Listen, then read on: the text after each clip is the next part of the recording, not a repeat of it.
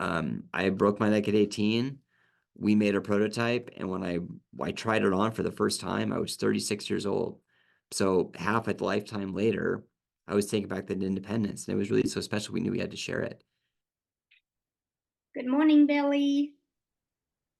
Good morning. Thank you so much for being so prompt and welcome to the Trips and Global on Wheels podcast hour. Yeah, well, my pleasure. This is I love this kind of stuff. So I'm excited to see where our conversation goes. Yeah, I've actually listened to several of your podcast episodes. You've been a guest on a number of podcasts I see. And so I'm going to read your bio just for people who are not as familiar with your background, okay? And then Okay, sounds great. we'll start squared away. So, as a teenager, Seattle native Billy Price suffered a spinal cord injury and became paralyzed from the chest down, losing the ability to move his fingers. Daily tasks became difficult, but using his creative mind and unyielding spirit, he never gave up. He continued on facing life's challenges with tenacity and determination. Born out of a need, Billy Footwear was founded on the principle of inclusion. Alongside an incredible team, Billy strives to add value to the lives of others and make a measurable difference in the world, one foot at a time. So, one of the articles that I read about you wrote after your initial injury, it said that Billy's mind initially went to a dark place after discovering his condition. Toxic language floated in his mind as he grappled with lifelong paralysis. So, my question is, what resources or words of comfort did people say to you during those initial days, months, that pulled you out of that emotional turmoil? Well, that's a great question. Yeah, and that was quite a while ago. So that was 1996. So the resources that I had then, as compared to the resources people have now, it's remarkably different because there wasn't really anyone to connect to online, for example. That's when the internet was first getting going. So it was really just family and friends Yeah, being feel able to free to come give a in. background on what exactly happened as well. Oh yeah, okay, great. Well, so I have a spinal cord injury. So I use a wheelchair. When I was 18 years old, I suffered a spinal cord injury from a three-story fall. So it was a head first three-story fall to concrete. I was a freshman in college at the time, and that injury led to a cervical fracture at my C5-6, as well as my L1. So both my neck and my back, and it created an injury at both those levels. And that injury, my function level is I can move my arms. I can't move my legs. I can move my arms, but it's not full function of my arms. So I can move my wrists. My wrists go back. But there's no hand dexterity. So I can kind of pick stuff up just by using just it's called tenodesis. Just the flex you have in your fingers already. But there's no connection from my brain to my fingers to be able to like squeeze, pinch something really hard. So I went from someone that was fiercely independent to someone that was 100% dependent. And when I was that thought going through my head, it was very difficult.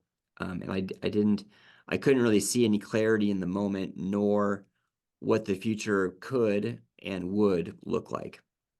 So mentally, I really went to a dark place. I mean, it really felt like my life was over. I mean, my life, I guess, physically wasn't over, but just mentally, I didn't think there was any future for me in terms of anything positive because my plan that I had as a fierce, 18-year-old kid, now like going out into an independent world as a freshman in college, it just felt like that was robbed.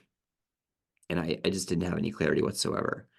So when I had the spinal cord injury and I'm in rehab, um, there were lots of folks that came in to visit me. And they would use words that kind of sugarcoat it, like, okay, it's going to be all right. It's going to be okay. Things will work out. But there's not really any substance behind that. I mean, there's substance that they care, but there's no real plan to get there.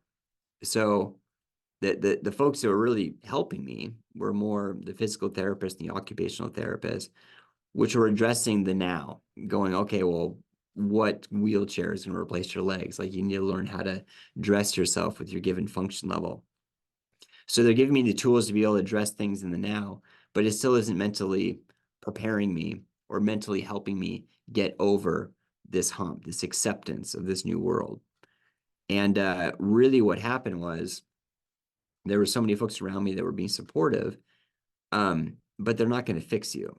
It really came down to me as the individual making the personal choice to accept things as they were and then utilize what you still have and then moving forward accordingly. So the trigger point for me was my mom. She was the one that said, it's going to be okay. And I snapped back and I said, it's not worth living if you can't walk.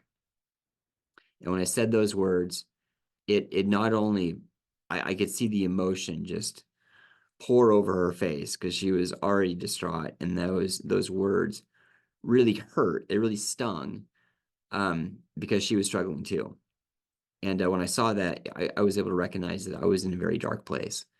And it felt like I was at rock bottom and something needed to change. So that's when I kind of chose to accept what I still had and do the best what I had with it. So incremental gains, I mean, inch by inch by inch, but you add up all those inches, then you kind of get miles further down the road. Yeah. Yeah, and I think I love how you said when we first came on the call that you love doing these types of things, these podcast episodes, because it took me a while to feel comfortable and want to share my story. I use a wheelchair as well, although I don't ever remember walking. It's due to polio and scoliosis, and as far as I can remember, I've always been like this.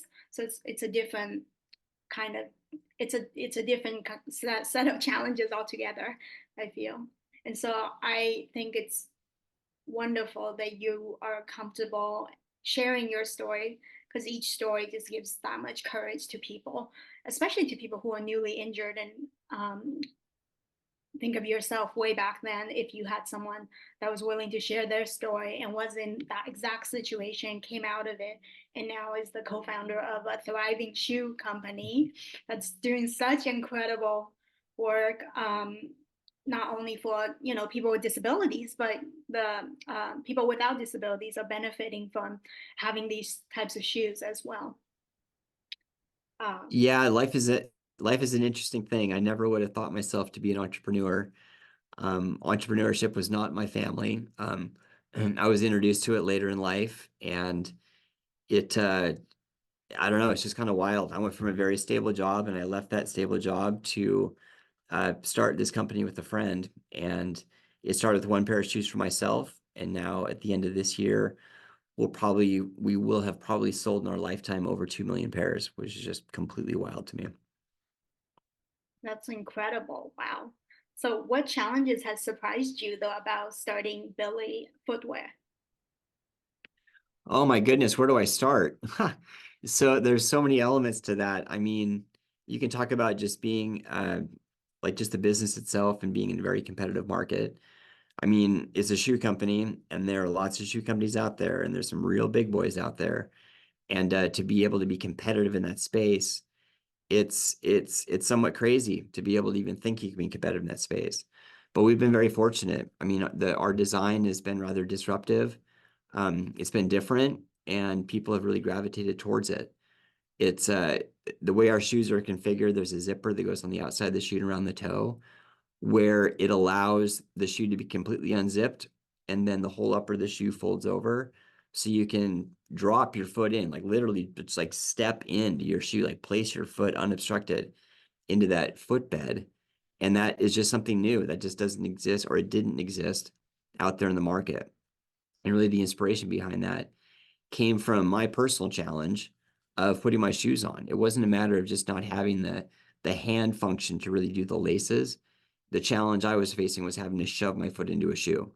So to be able to create something that opens up like that, where you can actually place your foot on that footbed, that was empowering for me. I broke my neck at 18. we made a prototype, and when I tried it on for the first time, I was 36 years old.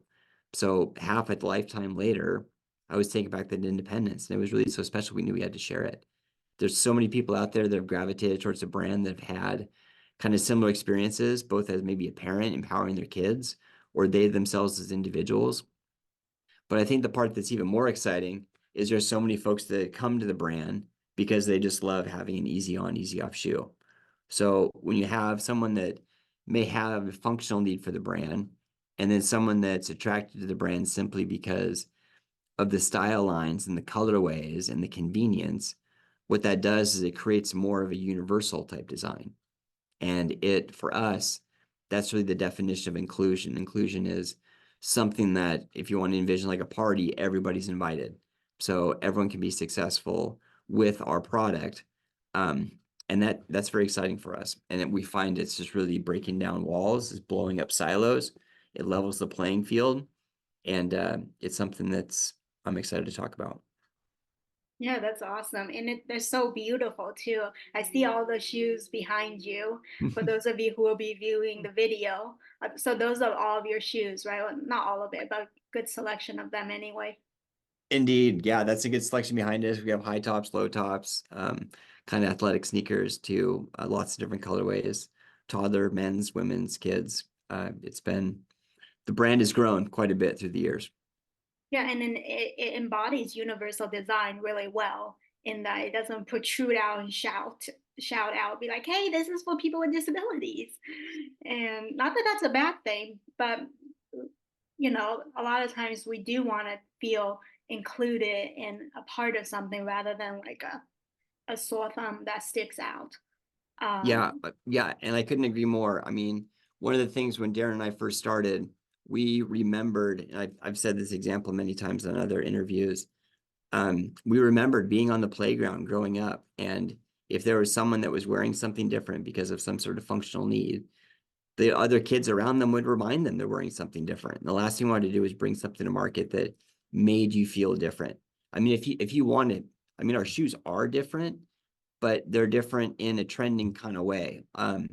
But we want to be able to create a widget that when someone wears it, they feel it instills a sense of confidence or embodies, you know, just kind of some independence and just like becomes a conversation starter. We wanted to make it so the narrative was if you're wearing the shoes because you have to because of a functional need, we wanted to make it so other kids would see those going like, oh my gosh, those are amazing. I want to wear those too. Not the other way around, where there's someone that needs a functional shoe is forced to wear something they don't really want to, but they want to wear the shoes like just everybody else. Because that's the world we grew up in, and we wanted to change that. yeah. And I think a lot of us, people with disabilities, especially those of us with visible disabilities, we're we're like we feel like we're different all of the time, and sometimes it feels good to just blend in. Um, so I know you were with the FAA for 16 years. So what skill sets did you transfer over from the Federal Aviation Administration that helped you with your footwear company? Yeah, well, the two worlds are very different. I mean, working as a mechanical engineer for a government agency like that, and then now being an entrepreneur with shoes, the worlds are radically different. But I will say one commonality was working with people and problem solving. So the big thing I learned as an engineer, I'd say that was the biggest thing I grabbed from that entire degree, would be able to look at a complex problem and then to be able to break it up into smaller pieces and then to be able to solve those smaller challenges, which then, solves the entire challenge. So that's really been the name of the game as an entrepreneur, and coming up with these various designs and having a team that can really lean into those challenges and come up with answers. So it's myself and my fellow co-founder Darren Donaldson. It was the two of us that started it. We grew up together, rode the bus together, played baseball, and we just really we've known each other all of our lives. And Darren is the one that really heads up all of the product development. And then I'm more on the out like the telling the story side of it. But our worlds, like Darren and our worlds came back together later in life, and I just threw an idea at him. It was that wraparound zipper, and it was enough for him to be inspired and run with the design. And when we were both working full time at our day jobs, for me it was the FAA. We were building up this side hustle, which then later became Billy Footwear, and it just continued to grow where we couldn't do both our day jobs and this. We had to let those day jobs go and then sink our teeth into this full time. It sounds like it was a very smart, gradual transition that quickly sped up, of course. But you both also you especially had strong backgrounds too, and also like a personal need that happens to be the need of millions of people as well. So I know you didn't necessarily niche down and focus on the disability market when you started this company, because you were focused on that economic viability component, which is very key in any business. What are the pros and cons of not niching down? Well, so I'm glad you brought that up because I mean, the shoe space is very competitive. I mean, tremendously competitive. And even though it came from a space of needing to create something functional, we really wanted to take fashion and function and smash it together. And it had to be something that could solve a challenge that I had as someone with a disability, but also be on the shelves of major retailers that anyone would want to buy. So one of the major challenges that we had in getting into, like, well, how do you present? Like, how do you get into Zappos? How do you get into Nordstrom? How do you, like, where do you go to find a factory to make this stuff? So a lot of that, that I guess that's one of the cons. It's like just very difficult to like build this type of business. We were very fortunate in that we were able to get connected with those that knew people in the industry, and they were able to make introductions that we could present like what we wanted to do. I mean, present to like a retail buyer. And we were very fortunate in that they could have said no, but instead they said yes. They gave us a chance. And then we got connected to good factories to be able to make the product, and then be able to get on those shelves and get it out in front of those eyeballs. So, I mean, one of the things was, if we were just to go after, like, if you were to say, like, if you're a quadriplegic like Billy, and if you don't have a very good hand function, and this is the shoe for you. I mean, that is kind of a true statement, but it's very limited. It's very pigeonholed because we didn't want to necessarily be like a quote adaptive brand. We wanted to be able to satisfy that realm, but didn't want to be constrained by it just to be able to survive in the main marketplace. Because if we would have just been focusing on the adaptive space, the price point of the shoes would have been significantly higher just because we wouldn't be able to meet the minimums. We needed to be able to really just crash the market, get the brand out there in a big, big way to be able to have a competitive price point with Vans and Converse and, all these name brands, plus be able to satisfy that need for so many, including myself. Yeah. I think even though maybe this is me projecting, perhaps that doesn't make it um, as more of a compelling story, but the reality of life is that um, there's a lot of uncomfortable realities that we have to face. And that brings, I'm saying that because I'm transitioning to the next section, which is regarding employment for people with disabilities, which I'm sure you are aware of, is at a whopping low, with 70% unemployed in the US alone. So in your opinion, what is causing the high unemployment numbers amongst people with disabilities?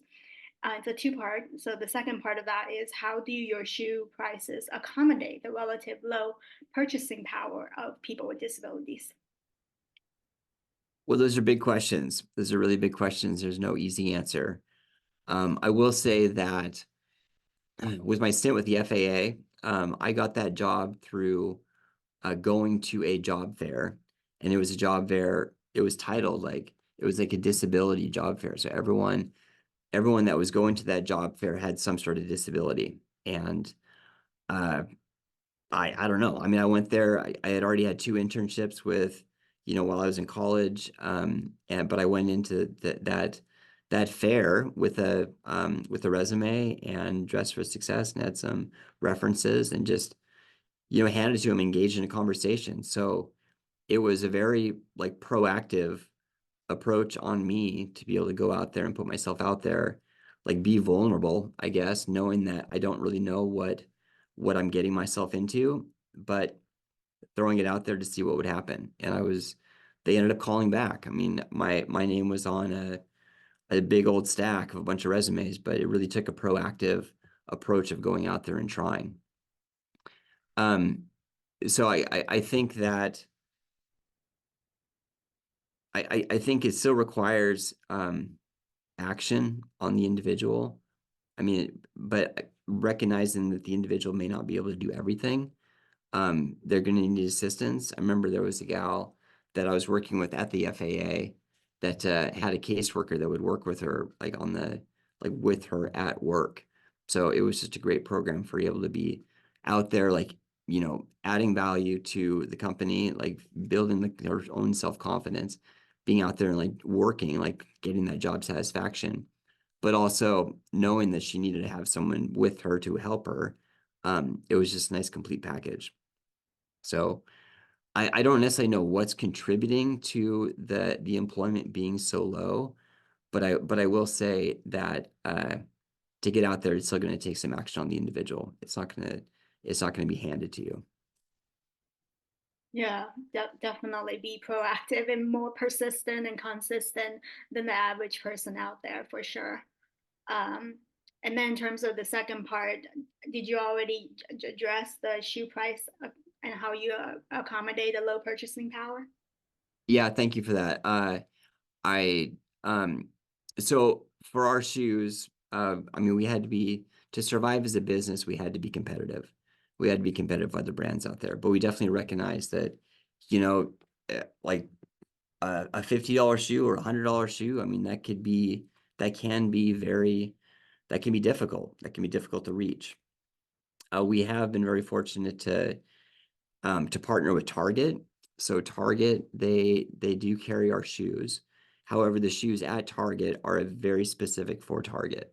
They're shoes that aren't carried in any other retailer. Um, Target is able to carry our kids' shoes or those kids' shoes. Let me rephrase that. The shoes at Target are in kids and toddler, specifically for Target, and their price point is around 25 bucks.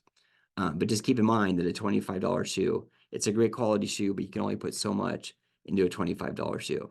So when you look at it online, you see a $25 shoe and you see like another kid shoe that may be around $50. The makeup, like the what's in those two shoes is going to be different. So the structure of a shoe that has a higher price point, it's because there's more stuff in it. There's more structure, there's more rubber, there's more, there's just a lot more to it. So the Target shoe it's an economical shoe, it's an entry level shoe.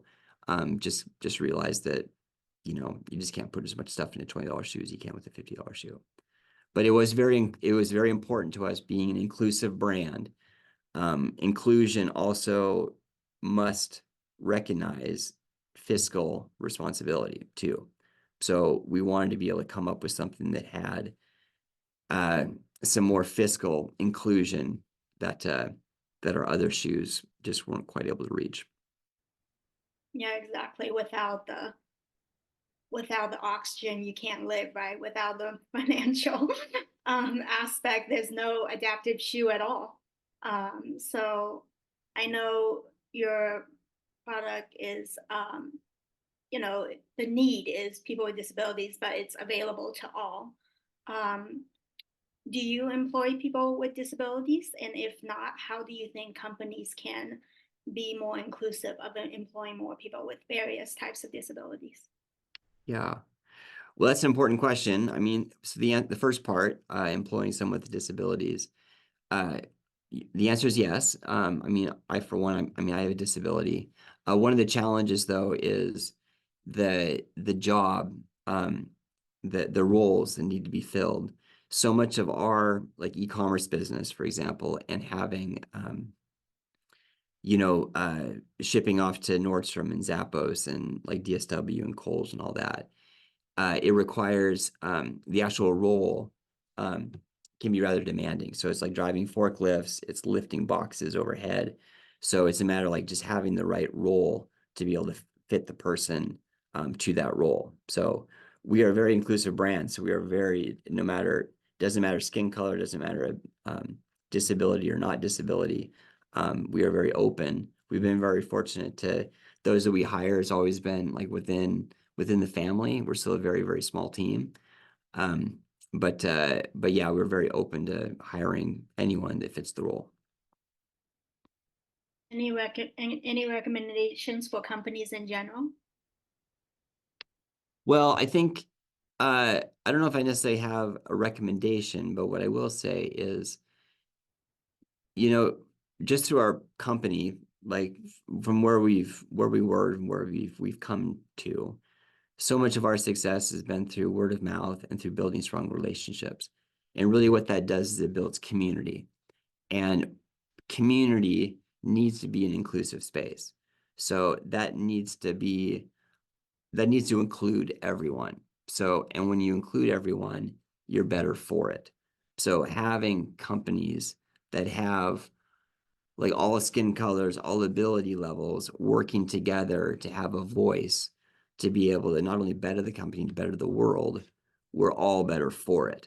So how we engage those mechanisms to be able to get everyone to the table within a company, I think that takes time. And I think a company needs to grow to be able to build out those roles, to be able to accommodate all of those seats. Um, so I don't have the mechanism on the how, but I will definitely say that it's an important, and I think we should all be including everybody. Yes. And um, so the next set of questions will probably feel quite personal, and you don't have to answer them if you feel like they're too personal. So I'm doing the opposite of a funnel, doing all over. So we did the big picture. Now we're going back to the small picture. Um, Going back to identity and injury and grappling with the transition of those identities. What was the hardest part to accept with your new identity post injury going back in time? Oh, well, I think, I mean, if I go back to like right to ground zero, it was just not being able to walk. I mean, I was just, I had memories of kicking the soccer ball. I had memories of, riding my mountain bike down hills, like just running, climbing, jumping, like all of that just all of a sudden became that it just disappeared. So that was really tough. I was very creative in being able to build things with my hands. I mean, my dad had a workshop, a bunch of tools like for woodworking or doing some metal work or whatever. And I had a lot of enjoyment in doing that stuff, like being creative and arts and crafts and stuff like that. So then all of a sudden not having my hands work the way my mind wants them to work, that was very, very difficult. So it's still tough. It's still tough, actually. But that is what I struggled with heavily in the moment 27 years ago. And it's gotten better, but at the same time, it just never goes away. Yeah, how could it? It's such a drastic shift. And then what would have been the best advice for someone like you? And then of course we know that there are people going through it right now, and there will be tomorrow and the next day. What would have been the best advice for people adjusting to their new identity as an individual with a disability, particularly for you, answer in such a way that it's geared towards people who are male and newly injured like you were back in the day? Well, I've had the honor of going back and be like a peer mentor for folks that are going through rehab. And it's been a while since I've met with anybody, but I basically, when I go in there, I'll be giving the words that I wish I would have heard way back when. And the words are, it's gonna, like, first off, acknowledging that it's gonna be hard. I mean, just straight up saying that, you know what, this is not going to be easy. It's going to be hard. Let's own that. Um, and secondly, it's going to take a while. It's going to take time. It's like we want to be able to get to the finish line immediately, but it's going to be just slowly. It's never going to happen as fast as you want it to, but slowly things will get better. And it's not a matter of necessarily you're going to get more function level, but what you're going to do is you're going to learn new tricks to be able to leverage the things that you still have. You're going to be able to find workarounds to be able to, I mean, for me, like brushing my teeth, like combing my hair, like writing my name. It's all of a sudden, if I can't pinch a pen, like how do I do that? Well, I figured out a way to like, kind of intertwine it between my fingers. Brushing your teeth, it's like it's not one hand, now it's two hands. Getting across the room, it's like, all right, we'll figure out what chair you can use. Getting dressed, like figuring out how to, put loops or whatever in like certain key areas to be able to get your pants on. And then, of course, shoes. I mean, shoes, go to billyfootwear.com. That's what I would suggest. But I mean, it's just a matter of like figuring out, like evaluating what you have and then just leveraging the best you can and just understanding that it's going to be a long, long time. It's going to be slow, but if you stick with it and be consistent, it compounds over time and you'll be able to, achieve a lot more than you may think um, at the get-go. Yeah, that's very powerful and very well said. And to add to that, have that willingness, and it doesn't have to be anything so grandiose. It could be a small thing that can turn into something gradually bigger and bigger. It's whatever, what is that first small step that you can muster at that moment? So the next question is, what was your dream prior to the accident, and did it change post accident and over the years? Oh boy, I'm trying to think back what my dreams were at that age. I mean, I was an 18-year-old kid, like just ready to light the world on fire. I mean, it was just a freshman in college, like going into this new space. Um, I don't know, like going back to think about what my dreams were, I don't necessarily know what my dreams were. I think I wanted to be a firefighter at that time, but I I I don't know. I think it was just a matter of like trying to like understand what college was going to be about and lean into a degree and then see where that took me. So I guess I haven't really thought about that, but it's funny now that I'm reflecting on it. My dream probably could have been where I am today, to be able to go out there and try to do something big, try to do something that, requires a team effort and um, try to make a difference. And I don't know, try to do something bigger than just me. So I don't know what my dream was, but if I could think back on it, my dream probably would be where I am today. Yeah. And then how has your injury affected your identity as a man and just your view of masculinity overall? I know back then you probably didn't think too much about this as an 18-year-old or younger, but over the years, as you reflect on the changes, have new thoughts come to you on this matter? Boy, good question. Well, I guess there's two ways to look at it. One would be through the lens of like physical ability, and then the other one would be more accomplishments. So when it comes to accomplishments, you know, being able to finish school, being able to get out of school, be able to travel the world, like getting a job, starting a business, getting married, having kids, like owning a home, like all that stuff, all those boxes got checked, which is, just I don't know, it's incredible. I never would have really thought that could have been possible, like in the moment when I first got injured. But when it comes to like actual physical appearance and physical like ability, I would really love to be able to move these fingers. I would really love to be able to jump up and grab a pull-up bar and start doing pull-ups or just run across the room. So I don't think I've accepted the wheelchair, I've accepted the disability, but that desire to still be able to go in there and do a leg press or go and kick a soccer ball or go and do push-ups or pull-ups or whatever. I'm not sure that desire will ever go away. Yeah. And it doesn't necessarily need to either. What is one failure you've learned most from and are thankful for? Um, wow. Only one?